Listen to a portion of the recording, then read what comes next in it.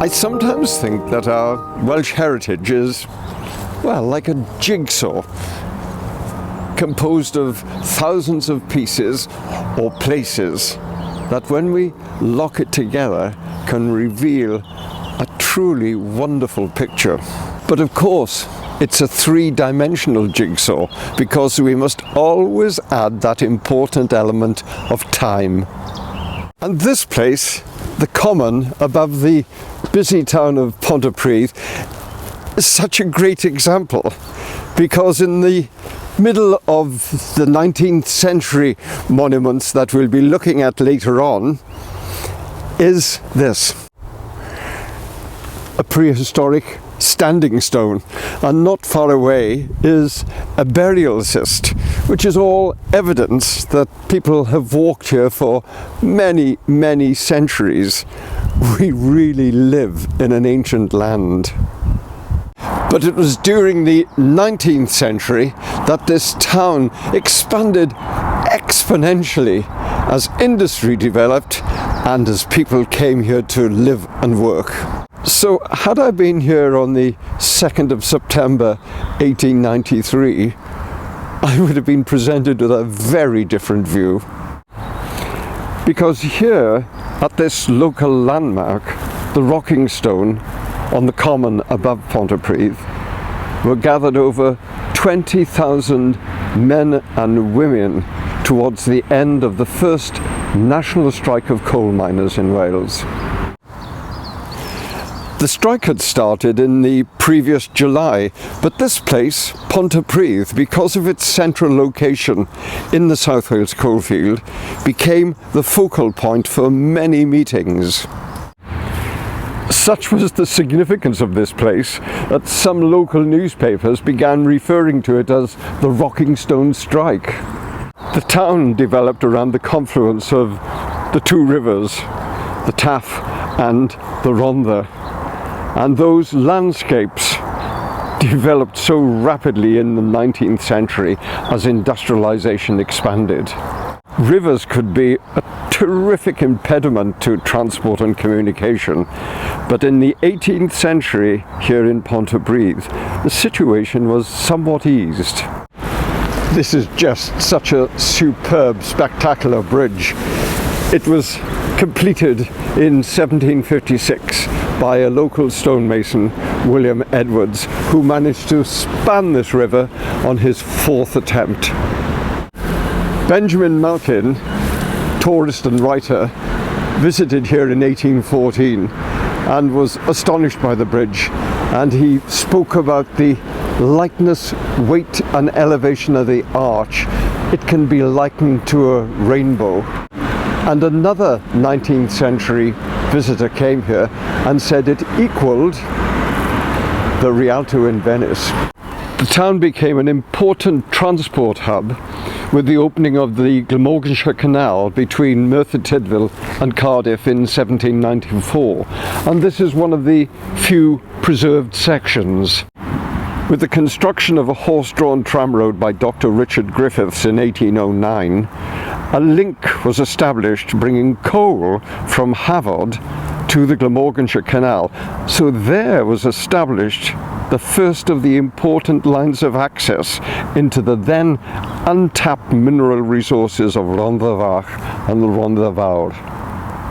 Then, with the expansion of the railway age in the second half of the 19th century, the volume of rail traffic carrying hundreds of thousands of tons of coal and passengers was extraordinary, and the town was most certainly developing as one of the most important in South Wales.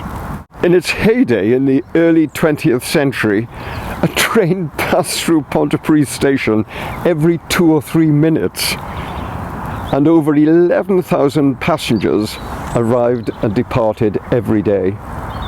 This was also the home of a large tin plate works at Treforest that were opened in 1835 by the Crawshay family of Merthyr Tydfil.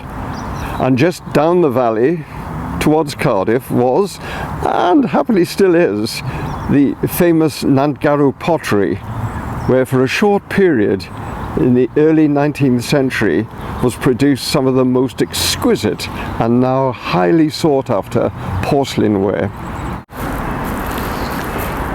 I enjoy the way that you come to various places and the names of those places remind you of a time and an environment that's long past.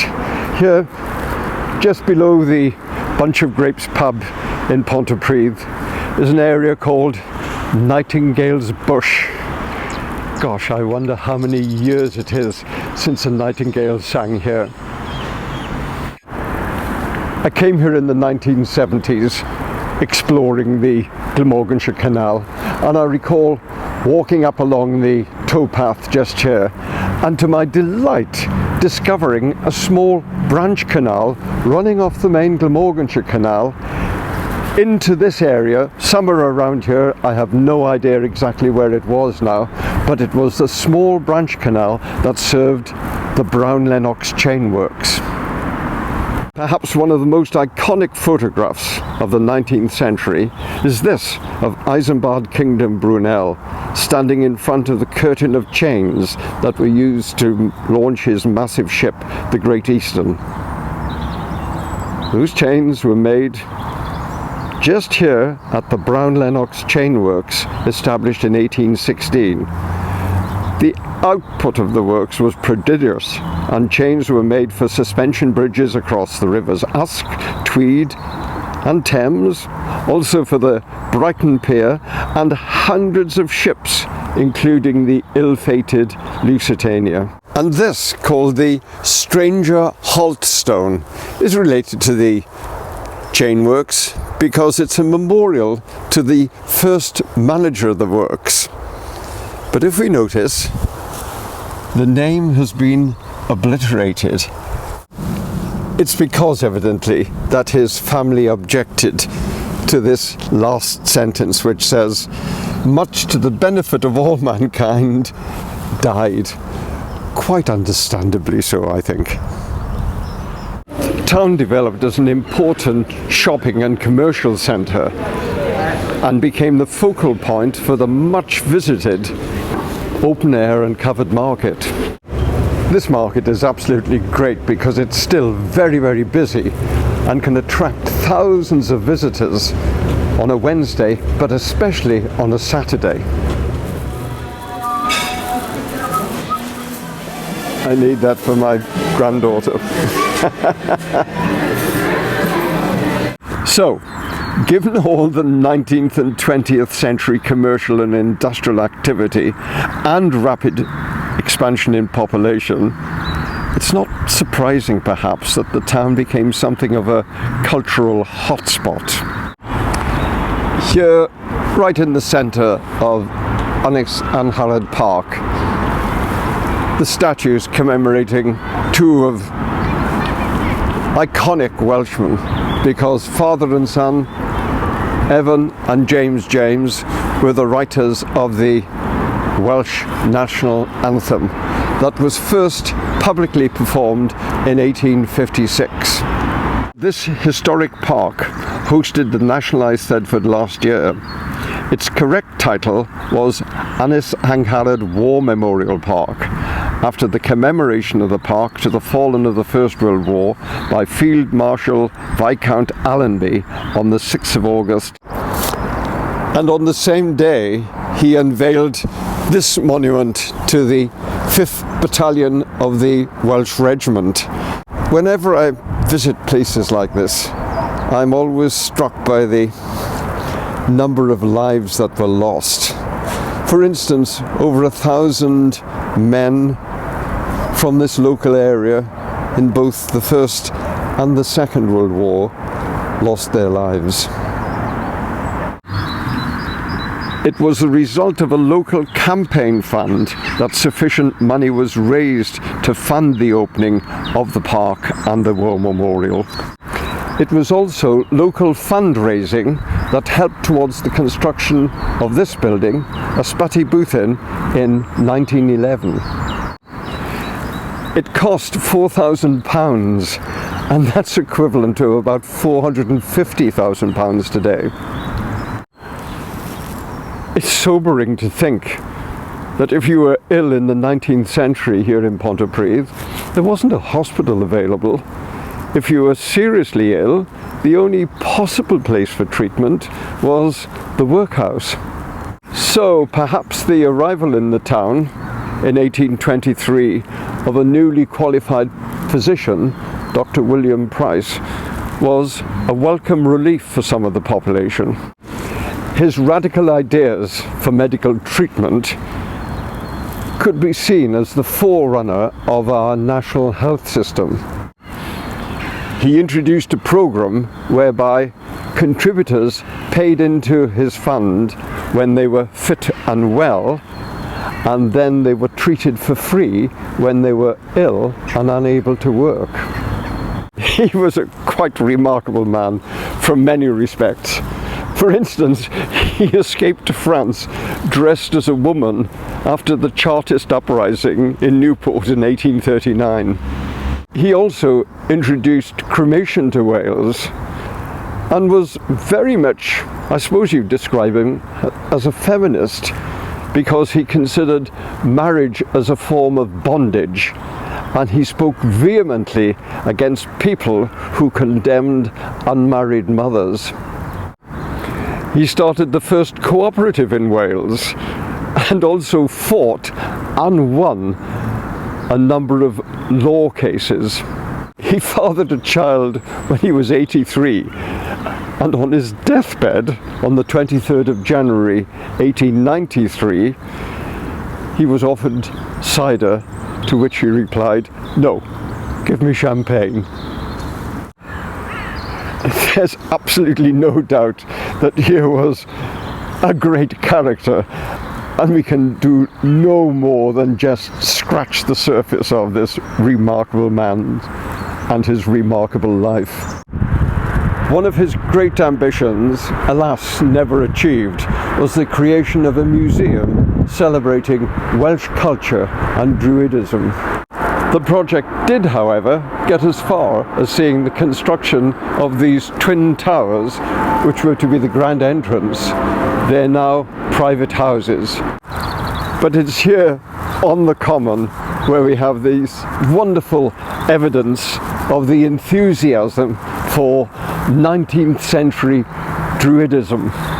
When we talk about the 19th century Druids, of course they were far, far different from the Druids in Anglesey in AD 60, who fought so valiantly against the Roman invaders. Well, the Pontypridd Druids could trace their origin back to another absolutely amazing character known as Iolo Morgannwg. He was born in 1747. Well, so much has been written about Iolo that, again, we can do no more than just simply scratch the surface of this wonderful man's life. He was a stonemason, poet, antiquary, writer, collector, and forger of manuscripts, and founder of the Gorsedd of Bards in 1792. He claimed that the Welsh were the most important people in Britain, and who am I to disagree, and that Druidism had never died out in Glamorgan. And along with his son and other enthusiasts, he held druidical ceremonies here at the Rocking Stone, y Maen Chwith. This is really a fascinating lump of pen and sandstone. It's estimated to weigh just under 10 tons, and it's a glacial erratic, properly deposited here about 13,000 years ago. It was once so delicately balanced on this lower stone that it could be gently rocked like a seesaw. Alas, no longer. Well, this so-called serpent of stones is down to yet another one of Ponty's Druids. They date from about 1860. These were down to Evan Davis, known by his bardic title Morfar Morganwg, and he also held semi-religious services here at the Common.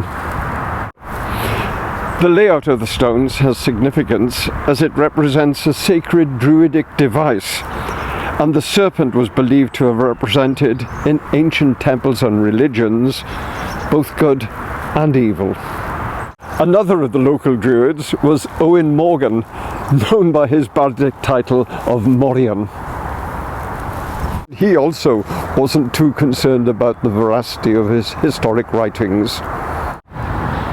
But thankfully, he didn't let his fantasy spill over into his work as a journalist for the Western Mail. He was so very well known for the superb coverage that he gave to the Tynuoedd colliery flooding in 1877. You know, it's so very easy. You could make jokes about the men and what they got up to, and the stones and what they've left behind us. But I see this place as being much, much more than that, and the stories behind this place. Because at that time of great economic and industrial change, those men spoke loudly and proudly about the culture and language of this wonderful ancient land of ours.